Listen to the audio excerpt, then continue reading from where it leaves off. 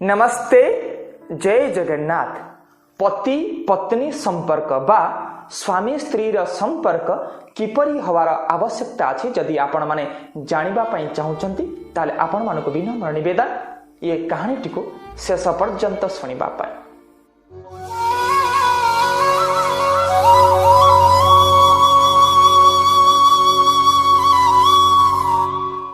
थरे यह हूँ पद्म पुराणर कथा। एटा मो मन गढ़ा कहानी नुहे, आपण मानक शुणा विनम्र निवेदन। थरे गोटे जमीदार घरर जने युवक विवाह करिले। अति आनंदर सहित विवाह उत्सव मध्य संपादित हैला। सपत्नीक स्वामी एवं स्त्री अति सुखरे तांको वैवाहिक जीवन को आरंभ कले। एई भितरे 7 दिन बीतीगला। 7 दिन बीतीगला परे गोटे दुखद खबर से जमीदार घरे घटीगला कि जो पुत्र गला 7 दिन तले विवाह होइथिला से विवाहित पुरुष को कुष्ठ रोग होइगला। तो कुष्ठ रोग कथा सुनी समस्ते धीरे धीरे दूरेबा पई आरंभ कले। किंतु पत्नी जनक चिंता कला, जा हाथ धरी मु अग्नि को साक्षी रखी जांको हाथ धरी मु विवाह करिछि, मु जदि करिबी ताले से बंचिबे, जदि मु न करिबी ताले से मरि जिबे। ये विचार करी पत्नी जनक स्वामीर सेवा करिबा पई आरंभ कले। बंधु बांधव बापा माँ भाई समस्ते से कुष्ठ रोगी पाखरु दूरे दूरे रहिले। किंतु पत्नी जनक धीरे धीरे धीरे धीरे धीरे धीरे जने प्रतिव्रता नारी भावरे निज स्वामीर सेवा करी करी चलिले। आपण माने जानिथिबे कुष्ठ रोग हैला मात्रे शरीर रे केते जंत्रणा हुए, शरीर रे केते दुर्गंध बाहरे, तथापि समस्त कथा को बेखातिरी करी पत्नी जनक पतिव्रता भावरे निजर पत्नी धर्म पालन कले। आउ निज पत्नी को धीरे धीरे सुस्थ करने को लगिले। एई भितरे 15 वर्ष चलीगला।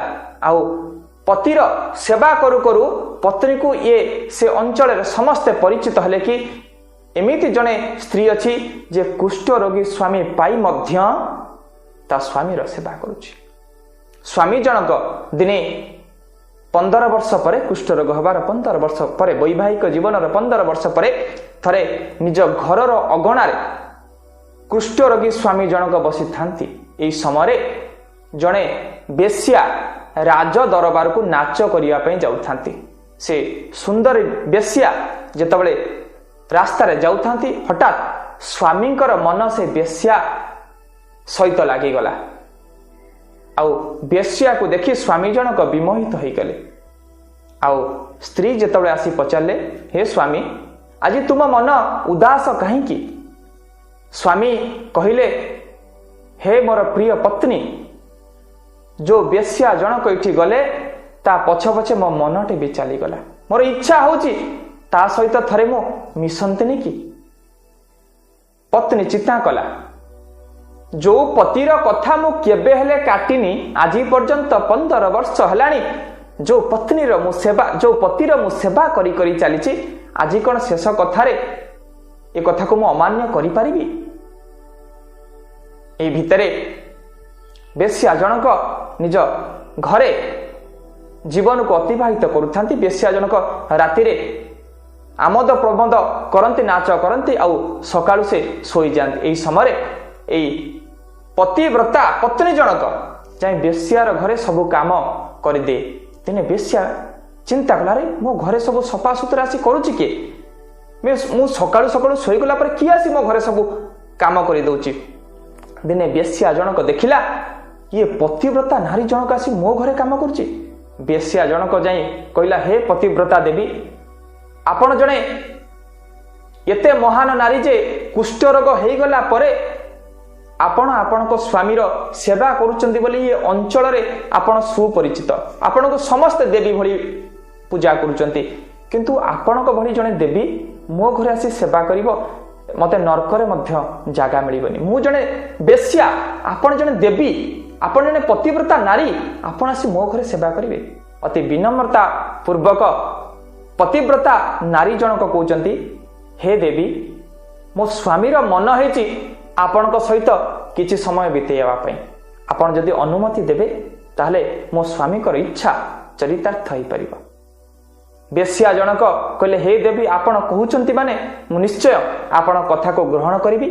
आपण आसंता काली राति रे आपणक स्वामी की नहीं मो घर को आसंतु मु निश्चय तांका सहित मिसिबि। ए कथा जेतबेले पतिव्रता नारी जनक निज स्वामी को आसी कहिला स्वामीर मन आनंद रे उल्लास रे नाचिबा पे लागिला। काहेकि जो बेश्यार पछे पछे तांकर मन चली जाइथिला शेषरे तांकर इच्छा चरितार्थ हबो तांकर कामना चरितार्थ हबो। ए खुशी रे कुष्ठ रोग हेइथिबा शरीर सिना रोग होई जायछि किंतु मनटा तांकर उडुछि। तो स्वामी जनक खुशी होबा पे लागिले पत्नी जनक चिंता कले आसंता काली राति रे आमे से बेश्यार घर को जिबा किंतु गाँ बाटे गले तो लोक माने कौन कहबे कौन भाबिबे किंतु आमे जंगल रास्ता दे जिबा को पड़िबो। संध्या समय हेई गला तही परदिन आउ सपत्नी को स्वामी स्त्री दुई जन जाक जंगल रास्ता दे बाहरी पाई लागिले किंतु स्वामी जेहेतु कुष्ठ रोगी आगो को चली पारला नहीं अल्प बाट जाइछि ता पाद आगो को बढ़िलानी। स्त्री जेते तांको हाथ को धरी आगो को टाणिया पे चेष्टा कले स्वामी जनक आगो को बढ़ी पारिले नहीं। स्त्री जनक चिंता कले स्वामीर इच्छा मु केमिति चरितार्थ करिवि। एई भितरे स्वामी को आखिरो धार धार लुह बोई स्वामी कांदिबा पे लागिले।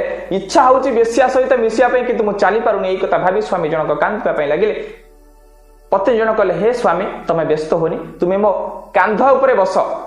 स्वामी को निज कांध उपरे रखी दुई हाथ को दुई पट को करी स्वामी को निज कांध उपरे रखी स्त्री जनक आगो को बढ़िबा पई लागिले। अंधार राति एई समय जो जंगल रास्ता दे जाउथांती से जंगल रास्ता रे जने संत महात्मा जनक समाधिस्थ अवस्था रे निज साधना रे रत थांती। एई समय स्वामी स्त्री को कांधरे रखी नेबा समय रे स्वामीर गोड़ से संथंक देहरे स्पर्श कला आउ संथंकर समाधि भंग हो गला।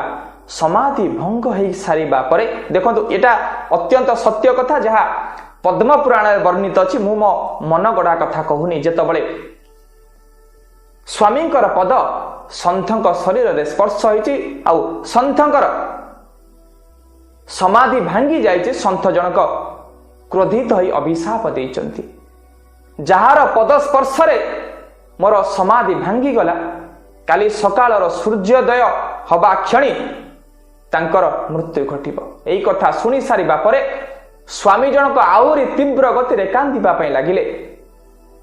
आउ स्वामी कर कांदिबा सुनी स्त्री मध्य निजे दुख रे भरी गले आउ कहिले हे सूर्य देवता जदि मु सतरे पतिव्रता नारी हेइथिबी आउ मो जीवन रे अन्य पुरुष कथा मु चिंता करि नथिबी ताहले आपण केबे हेले उदय हेबी नै। एही कथा सुनी सारिबा परे सूर्य देवता मध्य उदय हेले नै। समय अतिबाहित हो गला दीर्घ समय कटिगला किंतु सूर्यकर उदय हेला नै। देवता माने समस्तक भितर आहाकार पड़ले समस्त सूर्य देवतांक पाखकु दौड़ी दौड़ी चलिले। सूर्य देवता कहले गोटे पतिव्रता नारीर कथा को मुकेबे जे जो नारी पतिव्रता हेथिबो ता कथा को मुकेबे अमान्य करिबि नाही किंतु नारीर श्राप अधिक मु से कर्मर फल भोगी पारिबि नाही कि मस्त हबि नाही। एई कथा सुनी निजे स्वयं सती अनुसया आसी से नारी पाखरे पहुंची गले। आउ अनुसया कहिले हे नारी मु तुमको कथा दउची सूर्य उदय हुअंतु आउ मु तुमको कथा दउची मु तुम स्वामीर जीवन दान देबी। आउ पति को मृत्यु को निजे स्वीकार करी पत्नी जनक राजी हो गले। आउ सूर्य देवता को विनम्रतार सहित निवेदन कले उदय हवा पई। आउ सूर्य देवता उदय हवा क्षणी तांको अभिशाप रे सन्यासीर अभिशाप रे तांकर पत्नी जनकर मृत्यु हला। आउ सेठी जल स्पर्श करी सती अनुसया कहले मु जदि सतरे सती और पतिव्रता हेथिबी ताहले मु ये जल धरी कहूची ये स्वामींकर ये पुरुषंकर नूतन जन्म प्राप्त हो। संगे संगे सती अनुसयांकर ये महत कथारे संगे संगे तांको स्वामींकर पुनर्जन्म लाभ कला और शरीर रे थिबा कुष्ठ रोग संगे संगे दूरीभूत हो गला। हे सज्जन माने, हे माँ माने, हे बाबा माने, मु आपण मानकु विनम्रता सहित निवेदन करुछि, आमे समस्ते जदि पत्नी धर्म बा पति धर्म पालन करिबा ताले निश्चय आमे गोटे महत मनीष निश्चय हेई परिबा। आउ गोटे पत्नी जदि तार निज धर्म को पालन कले ताले से ता स्वामी को गोटे नूतन जीवन दान दे परिबो, गोटे भल मनीष रे परिणत करि परिबो। बहुत माँ माने मते मध्य कहिसंती कि आमे सिना ठीक अछु, आम स्वामी गलत रास्ता रे जाउची, आम स्वामी खराब रास्ता रे जाउची। हे माँ माने, आपण मानक विनम्र निवेदन, अन्य किए खराब हेई गले आमे कोन खराब हेई जिबा कि? अन्य किए खराब रास्ता रे चली गले आमे कोन खराब रास्ता रे चली जिबा कि? देखंतु सती सावित्री, सती अनुसया निज पाई निज स्वामी को नुआ जीवन दान देई परचंती। आपण माने हे माँ माने, आपण माने चाहिले मध्य आपणक स्वामी को एक नूतन जीवन दान देई परिबे। आपण चाहिले ही आपण स्वामी को सत रास्ता रे सत मार्ग रे नै चलिबे। स्वामी जेते खराब होंतु, जेते खराब रास्ता रे जांतु, अन्य किए खराब हो गला बोली आमे कोन निज को खराब रास्ता रे नै जिबा कि? ना, सबुठी जोठी जो घरे नारी मान को सम्मान दिया जाए से घरे ही देवता माने वास करती। जो घरे नारी मान को सम्मान दिया जाए, नारी मान को कथा को सम्मान दिया जाए, नारी मान को सम्मान दिया जाए, सेटा घर घर ही रहे नहीं, से घरटा मंदिर हो जाए। तेणुकरी हे सज्जन माने, आमे समस्ते नारी को सम्मान दबा आउ आम घर को मंदिर करिबा, जो घरे देवी देवता माने ही निवास करिवे। तेणुकरी आपण मानक विनम्र निवेदन, समाज रे भारतीय संस्कृति रे जेतबले नारी मानकु सर्वदा सम्मान दिया जिवो, नारी मानकु समस्त सम्मान करिवे, आउ सेहि दिन ही भारतीय संस्कृति आगु जीवो। तेणुकरी आमे समस्त को विनम्र निवेदन, आमे सर्वदा नारी जाति उपरे अत्याचार बंद करी नारी जाति को सम्मान दबा। गोटे नारीर प्रथम कर्तव्य होची तार पति धर्म पालन करिबा, आ गोटे पुरुषर प्रथम कर्तव्य होची नारी को सम्मान दबा। तेणुकरी उभय जदि निज कर्म को संपादन करि परिबे ताला ये भारतीय संस्कृति निश्चय आगु को जीव। तेणु आपण मानक समस्त को विनम्र निवेदन, पति धर्म आउ पत्नी धर्म आमे समस्ते भल से पालन करिबा, आउ निज घर को मंदिर करी गढ़ी तोलिबा। मो कथाटी जदि आपण मानक भल लागु थाए, आपण हृदय को स्पर्श करू थाए, ताले निश्चय शेयर आउ सब्सक्राइब करी आम समाज को बदलैबा, सबु घर को आमे मंदिर करिबा। नमस्ते, जय जगन्नाथ।